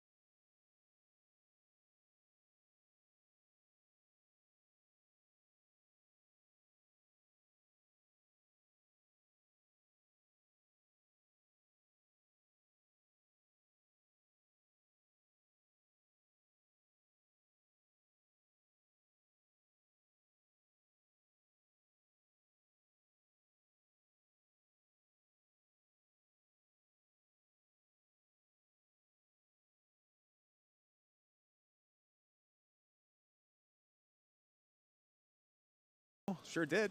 Okay. I was building my brand at that point. It wasn't as strong as it is now, but it was in progress. What was different that helped you build your brand now versus then? I've advanced in my career. I've gotten better looking, I think, overall, from how I looked then. I've gotten better looking. I don't think so. Yeah. I don't think so. Jake, look, if you really want to play this game, you didn't even have a job, right? When Query and Schultz came together, you were doing IndyCar like on the side. That's right. You had been gassed out by IBC like 3 or 4 years ago, like. I thought you were going to say 3 or 4 times. And I know what you've told me privately about this, and I appreciate it, but just to state it publicly, it would be nice every once in a while if you would admit to people like you've told me privately that I really revived your career. Derek. Like you are Kurt Warner and I'm Larry Fitzgerald. You didn't like revive. people forgot about you. You were backing up Eli Manning in New York, and you were a has-been at that point. But then you link up with Larry Fitz, elite, still on the rise. Boom, you're in the freaking Super Bowl. So I'm a Hall of Famer is what you get at. Well, now that you met me, yeah. Okay, so Now at least you acknowledge that part of it, right? And linked up there, yes. I'm also a Hall of Famer, too, just like Larry Fitzgerald. Sure. Let's talk about the big news Larry of the Fitzgerald, day. by the way, does not have little hands. There has been lots of big news today, but the biggest news has involved the Colts and their in-house free agents. Michael Pittman Jr. is back. Zaire Franklin was not an in-house free agent, but they gave him an extension and some new money, a 3-year, $31 million deal, which will go into his existing deal. I'll tell you, the third one might be the biggest one. And Grover Stewart. That's with, big. A 3-year deal. Kenny Moore will be back too. I'd be really surprised unless Kenny Moore's like playing extreme hardball, which I don't think he is. I would expect him to also be back. Once that cap number went up overall, that eliminated any thought in my head that the Colts weren't going to let their key guys. I think Julian Blackmon might be on the fence, but I think Moore, Stewart, and Pittman. I'm not just saying that hindsight is 20/20. It is, I can't remember what their cap number was, Derek. But how much does this push them up against the cap now? I only saw you're obviously increasing. They technically spent $100 million today, right? Yeah. Because of the Pittman and that was before the Grover Stewart deal. By the way, you said Jim Irsay speaks. Yeah. Oh, sorry, I forgot. I was going to tease that, and then I forgot to actually say it. So let me get into my notes, and then I'll find out exactly what he said. He talked to our buddy Mike Chappell and said he is doing just fine, and everybody needs to stop freaking out. No, but it was good to hear him talk publicly. I guess went through He didn't go, like, these were not recorded comments, right? What do you like? I mean, like he wasn't Chap like in front of a camera, no, right? I don't think so. I think Chap wrote an article about it. He's recovering right now from right leg surgery. Of course, he had the severe respiratory illness that from the team from earlier this year, and there was some speculation over what may or may not have caused that. But he did tell Chap that he's had 26 surgeries now in the last 7 years. I mean, it's, Jim Irsay is not a young man per se, but he is a lot older than he looks, and I think he would tell you that he's really kind of put his body through the ringer. Yeah, I think and I mean this is no discredit to him. It's just a reality. I think the bodybuilding career of the younger Jim Irsay is really wreaking havoc on the older Jim Irsay. Yeah. And that's probably true of a lot of people that do that, right? And, addictions and things like that. I mean, I think that he would admit that, I think, that some of those things were not – it's not great for your health to dabble in those things whenever he did. I'm not going to speculate. You guys know the deal when it comes to that. But bottom line is it's good to hear him talk publicly again after a lot of speculation. And on the Colts, Jake, he even said, quote, "It's the start of a great year with AR back and Taylor set to go, the full mindset." You can't do it without his voice, can you? No. If Chris can just figure out how to get Marvin Harrison Jr. here, man, we'd be all set. So that's what he had to say to Mike Chappell. Did he actually say that last part? Yeah. He was joking, but yeah, about Marvin Harrison Jr. I mean, Marv, and his son. By the way, I was in St. Pete, Derek, driving around and passed a Tasty Cakes factory. Yeah, Cakeys. No, nowhere did it say Cakeys. No, Tasty Cakes makes Cakeys. Hostess makes Cakeys. There are lots of cakey makers. No, they're just called snacks. No, like, what do you call well, we shouldn't ask JD maybe because he struck out on the last one. He struck out on AAV. Jordan, what do you call, like, a Twinkie, a Ho-Ho, a Ding Dong? Okay, so they say snack. There are different variations, but Cakeys is the common term. I think Hostess becomes, for a lot, like most people, like Ding Dongs, Twinkies, the cupcakes, people are just like, yeah, I went in and got something, like, I got a Hostess. Or I got a snack cake. You'd walk into your buddy's house and you'd say, like, if you were like 10, 12 years old, hey, do you have any cakeys? And then you say, well, I got Ding Dongs, I got Ho-Hos, I got Twinkies, I got Snowballs, whatever else. And then you pick which keiki that you want, and then you eat whatever the keiki is, whatever your favorite keiki is. First off. Nutter Butters, that even would fall under a keiki. That was one of my favorites. How about Star Crunch? No, I didn't really like those. Yeah, didn't really like. But are Star Crunch cakeys, in your opinion? I think there's a gray area. There's no cake in them. There's a gray area there. Let me just say this. Do you want to know what the creme de la creme Hostess snack cake is? What? It's not even close. Tell me. Snowballs. Pink Snowball. Snowball would be number 3 or 4 on my cake list. Okay, the only argument I will take, cupcakes. The Hostess cupcakes. Yeah. Hostess cupcakes with the curled swirling at the top. Just a really excellent cakey. Snack cake. Let's talk Michael Pittman Jr. because we have a new audience that's joining us right now and maybe didn't hear what we had to say about it early on. I think it's a great value for the Colts. I think it's a great value for him. I never felt like he didn't want to be here. I never felt like the Colts weren't going to bring him back. I think he knows that because the Colts have struggled so much at wide receiver, it actually helps his case because he knows how valuable he is to the team. And I'm glad this was basically the first thing that they did in free agency was to get this deal done. Derek, Michael Pittman Jr. falls into a unique category here with free agency, and you don't see this a lot. But that's where you get every once in a while, as you take a look at him here, a player whose value to the franchise is more than it would be on the open market. I think most teams knew that he was a really good player. I think in the last year he really showed his worth and his value. But his value is increased by the fact that Indianapolis is trying to establish and get going a franchise quarterback that they're handing over the keys towards. And in addition to that, Michael Pittman Jr. does things in terms of like the safety blanket familiarity for Anthony Richardson that are critical. Now, in terms of moving their offense, increasing their offensive output, Derek, what he probably does need is a running mate, an open space guy. Now, is that player, like think about Cincinnati. Cincinnati had T. Higgins, who they franchise tagged at $21.8 million. Higgins is a very solid, big target receiver that's very reliable.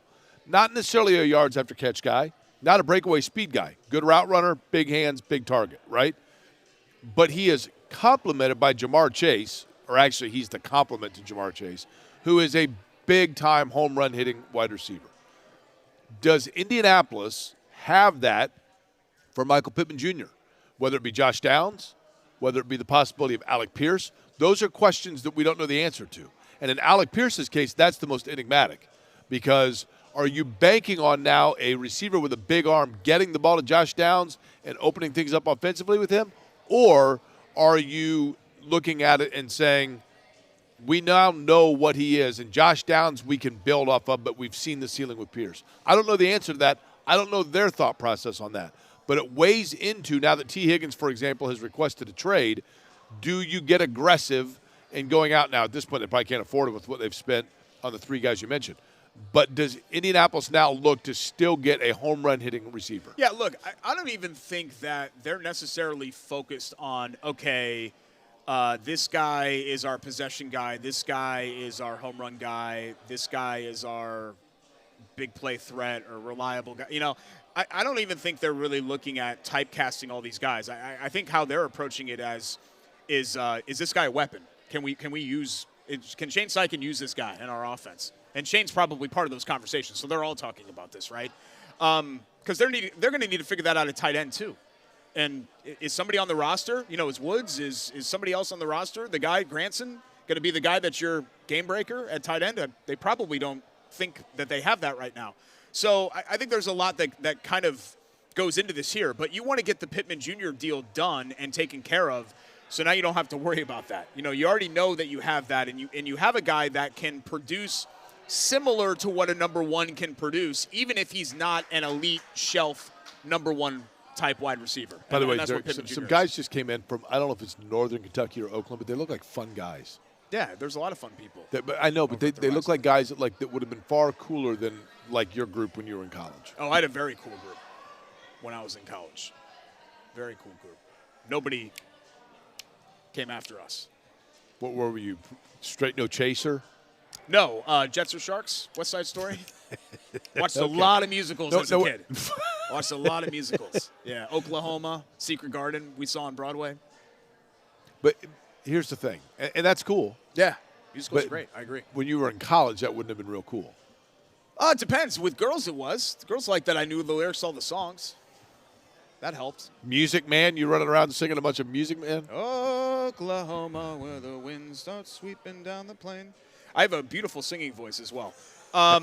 Grover Stewart back as well. So now looking at the updated Colts free agency list, and if something late breaking is happening here, I mean, I don't know if somebody went out and signed Rigoberto Sanchez in the last 5 minutes here. But Gardner Minshew, we know, is gone, right? Vegas. Gardner Minshew, 2-year, $25 million deal now with the Las Vegas Raiders. Grover Stewart back. Michael Pittman Jr. back. So that leaves Kenny Moore, Julian Blackmon, Zach Moss, Taven Bryan, Tyquan Lewis, Danny Pinter. Okay, I think we're getting down the list. Tyquan here. Lewis is intriguing. Yeah, I think you bring him back. I think I'd agree. You try to. Partially because I don't think he's going to break the bank, right? So Tyquan Lewis is intriguing. Now, Zach Moss is a little bit intriguing to me, Derek, because, yeah, I get that Jonathan Taylor's your bell cow, but I feel like Zach Moss is a pretty good complementary piece to that, right? He is. I don't think he's a must-have type player back. I think you could do just fine, drafting a running back and throwing them behind Taylor. And Probably. I thought he played well, though. Having him become the guy in 3 years, right? Julian Blackmon.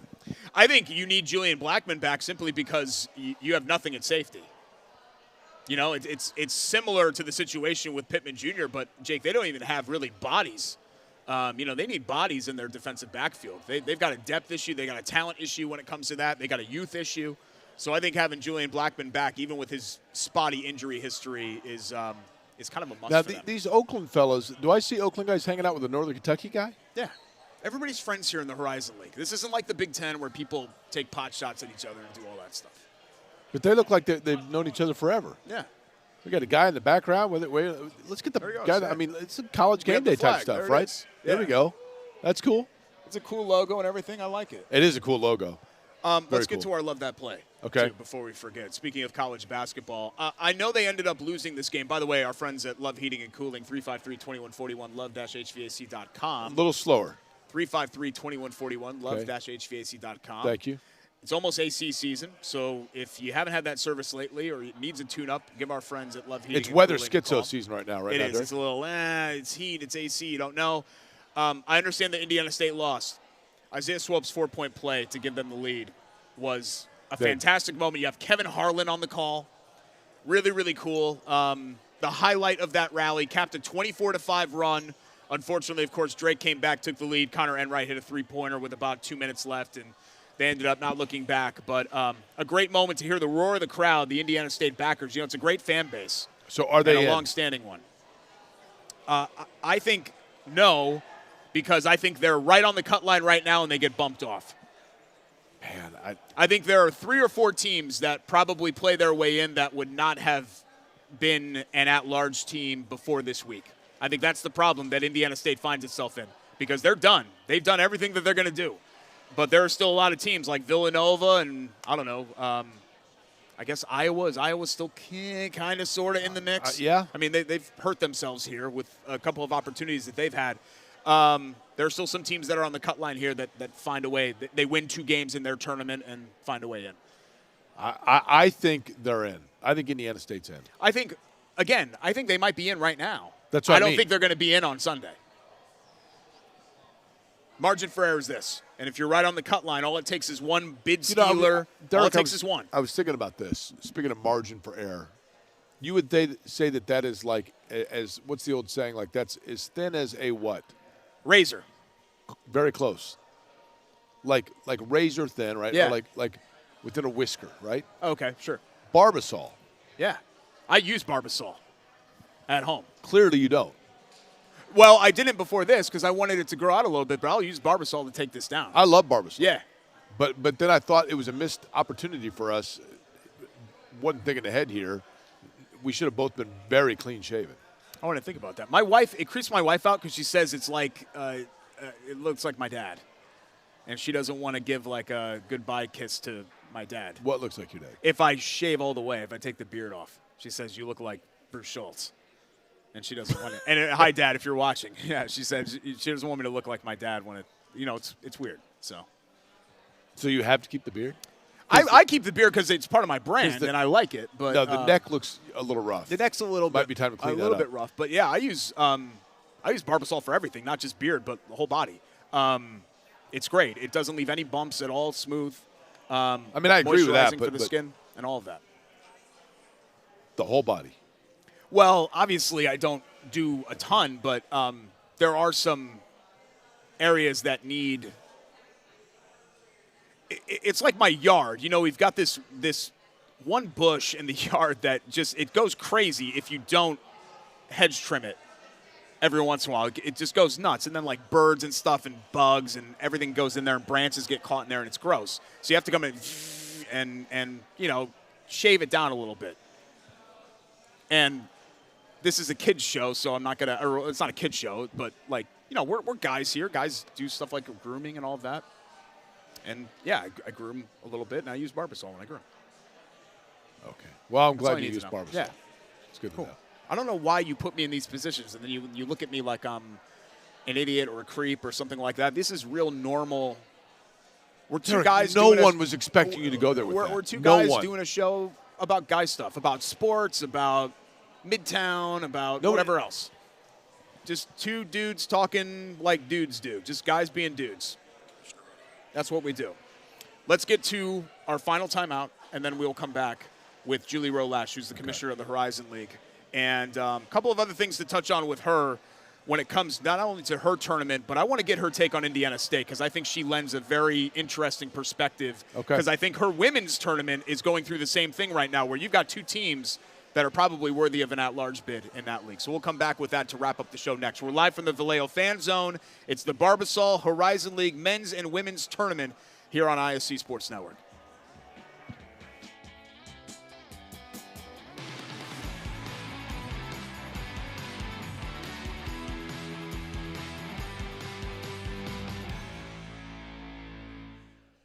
At Bailey & Wood, we pride ourselves on our 5-star customer service. But at our core, we're a family. Family owned, and family to our customers, staff, and our community. From charity events to recognizing hometown heroes, we prioritize giving back to our communities that have always supported our growth. So let us help you get your dream home today.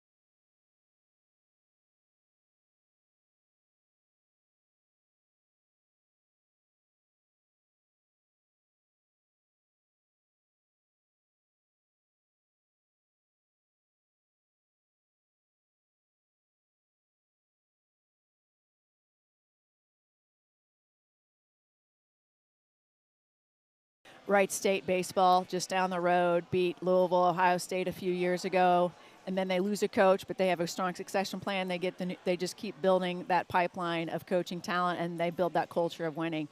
It's what we talk about is we want to really compete nationally in men's and women's basketball and make sure that we provide the platform for those pockets of excellence where we've got a program that says we want to take the next step up, that we're poised to really support that and amplify it. Julie, you have 2 women's basketball programs that have been competing nationally, certainly this year, that are playing tomorrow night in Cleveland State and in Green Bay. Green Bay with what they did beating a ranked Creighton team, and they've got a couple of high-profile wins. Cleveland State nearing the 30-win mark. We just kind of went through it with Indiana State. They're campaigning right now, and they're saying, look, there was only one spot for us. You guys need to make another spot. Do you believe firmly that regardless of tomorrow night, your league has 2 teams that deserve a place in the NCAA tournament? Yes, we talked to the NCAA committee reps, right? So they assign 1 or 2 to each conference. We meet regularly, and then we always get one last shot for that communication plan. And we say, look, and our last call, which is very recent, had a very serious conversation, because I'm also going to be credible about it, and I want to be an advocate, but I also need to maintain credibility. And I said, look, we've got 2 teams who are at large right now. Green Bay had a stronger non-conference schedule, as you just noted. They had 2 top 25 wins, and they acknowledged that. They didn't say, yeah, we agree they're in, but they absolutely said if both of those teams make it to your championship game, which has happened now, they are absolutely going to be a contender and in the discussion. Great. I've made a living with dumb questions, so I'm going to ask a dumb question. Okay. No What I love is the fact that here we are. This is kind of, and I know that it's not the first league to have their championship, but you kind of have like monopoly of calendar here, right? Is that clearly by design? I know that's a dumb question, but the college basketball world is watching what's happening, right? Well, I'd like to say yes, we had all that planned, and I can't take that kind of credit. I will say ESPN, right, they're our partner, and when they look at the week of, obviously the month of March Madness, but in particular this Champ Week, Tuesday is really a fantastic day for us to host our championship, both women and men, relative to the other games happening around the country. We've had the conversation of, boy, wouldn't it be great if we were playing on Sunday for the fans to travel in? There would definitely be some perks to that. But what we recognized is the exposure that our student athletes and our programs are able to have and our ESPN windows on this Tuesday continues to set viewership records. Right. So we've really held, and our coach directors have agreed, because we want to stick to this. I think college basketball fans nationwide, this is the week, right? Where people are saying to themselves, okay, what game is tonight? And now all of a sudden you're getting eyeballs that you might be introducing yourself for the first time to new fans in Montana or, around the country, right? Right, absolutely. And we've, our quarterfinals do well because we're still on the ESPN platform, and Plus has become a real, just a household, I think, channel now that we are all digital with our channels. But there's still more eyeballs on those linear casts. And we've had that ESPN slot for our Champ men's game for 20-plus years, which is a really special slot to be in, especially 7 p.m., and to have both semis tonight on ESPNU and 2. That's special on the men's side. And then our women's game being televised on ESPNU tomorrow, that's great exposure for them. How do you navigate, Julie, the fact that in your league, like let's say with a program like Oakland, the men's program, that's a really good program. If I'm University of Michigan or I'm Tom Izzo at Michigan State, I'm probably not voluntarily agreeing to play a road game at Oakland or even on a neutral court against Oakland. Or, IU and Purdue not playing Fort Wayne or not playing ISU or whoever else.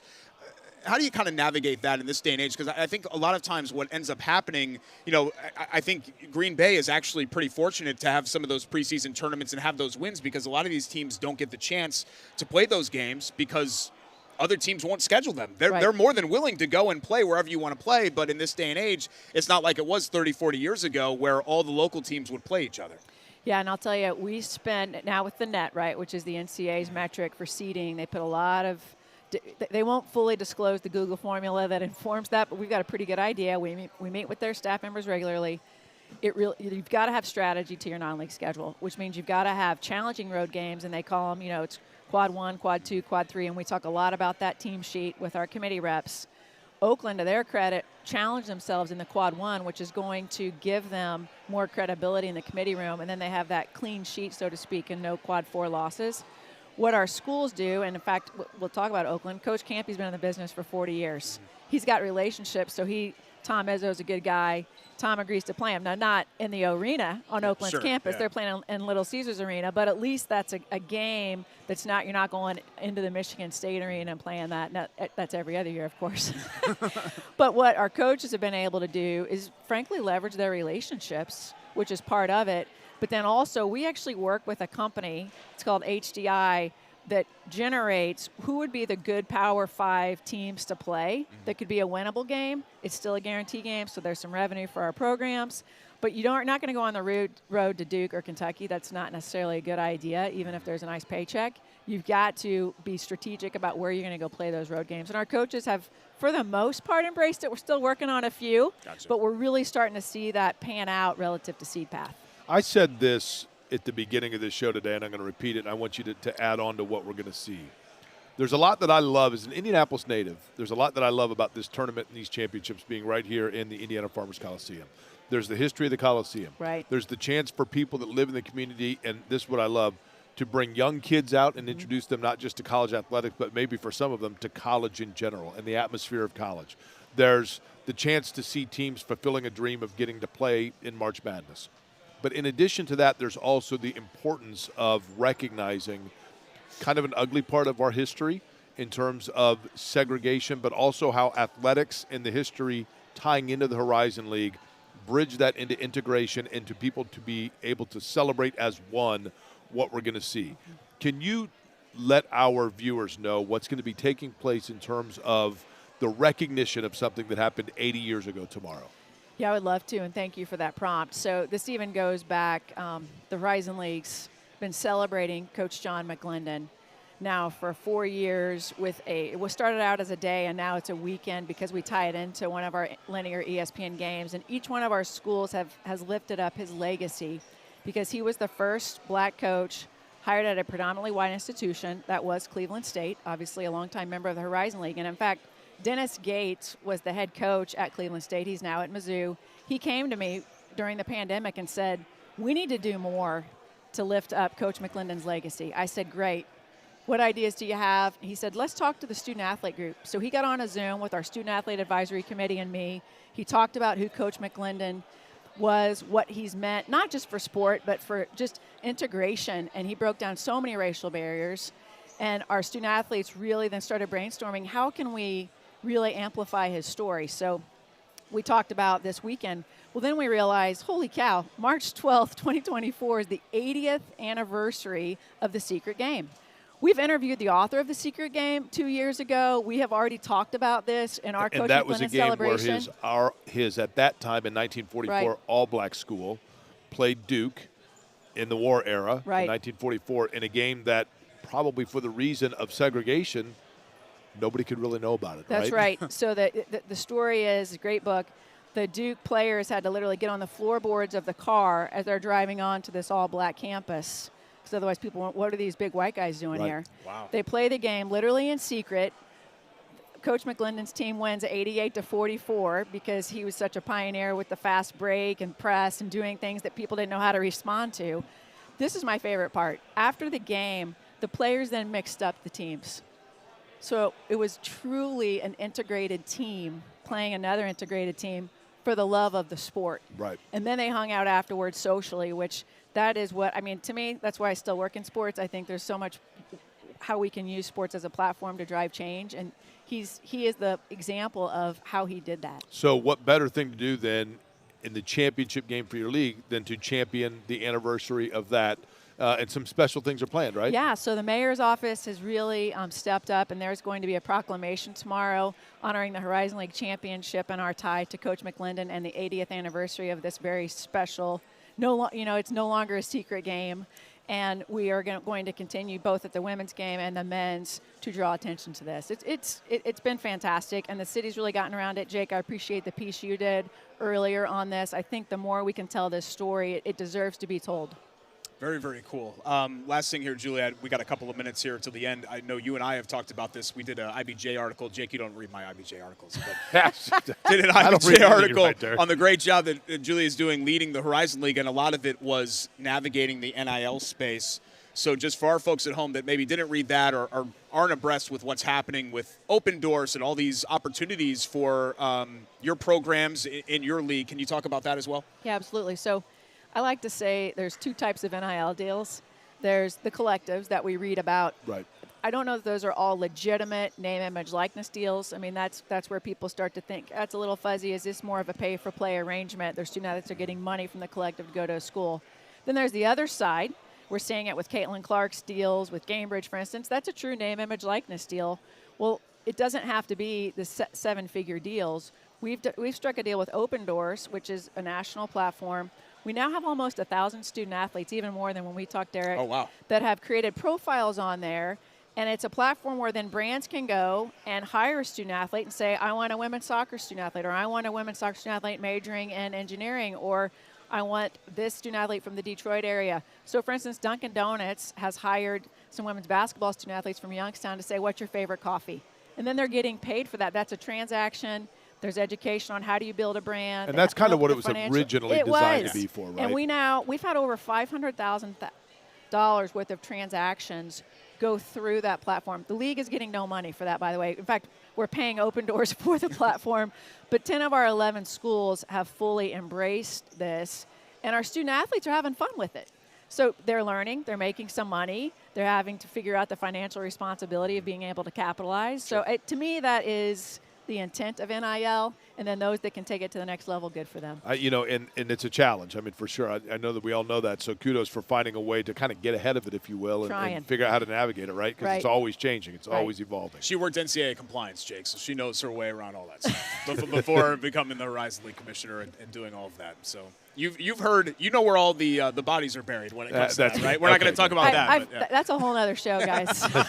That would actually be I want to do that one, right? Julie, thanks so much for having us. Thank Looking you. forward to fantastic games tonight, a fantastic women's and men's final tomorrow, and hope it's always here, right here in Indianapolis, where you guys are headquartered. Absolutely. I love it. I love the shirt, too, by the way. Yeah, looking good. Great gear. Awesome. Horizon League. Looking good, right? /Indy right? for tickets and I used info. my Barbasol today. I mean, I did it all, right? You're on brand. Thanks to everybody. Barbasol, thanks to Valeo, thanks to all of our sponsors.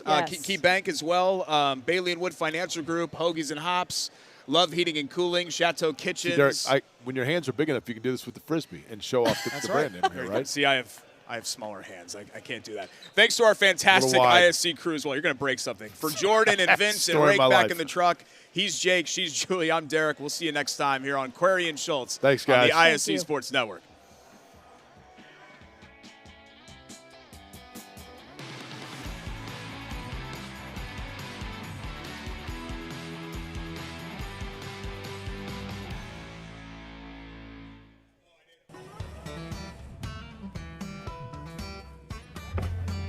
Hey, AC. Nice snap.